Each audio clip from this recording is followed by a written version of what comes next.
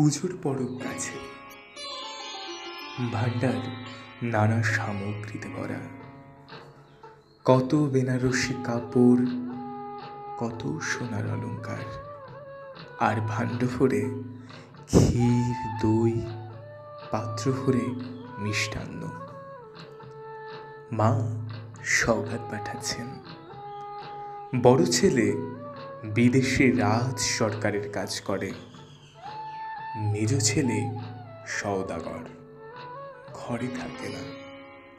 আর কয়টি ছেলে ভাইয়ে ভাইয়ে ঝগড়া করে পৃথক পৃথক বাড়ি করেছে, কুটুম্বরা আছে দেশে বিদেশে ছড়িয়ে।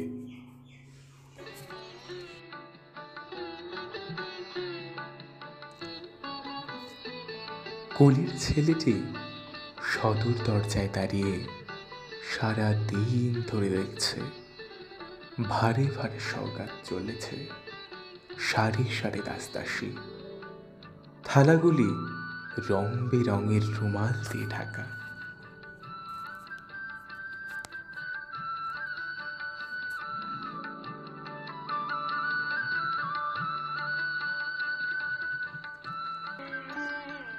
দিন ফুরলো, সওগাত সব চলে গেল।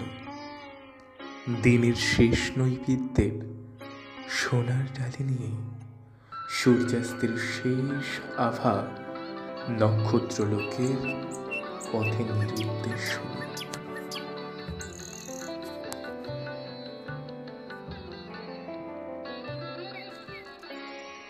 ছেলে ঘরে ফিরে এসে মাকে বলল,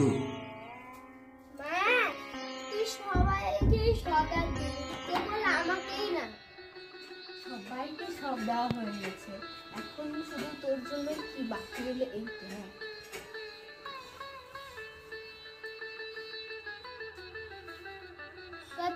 পাবো না, যখন দূরে যাবি তখন সবাই পাবি, আর যখন কাছে থাকি তখন তোর হাতের জিনিস দিবি নে।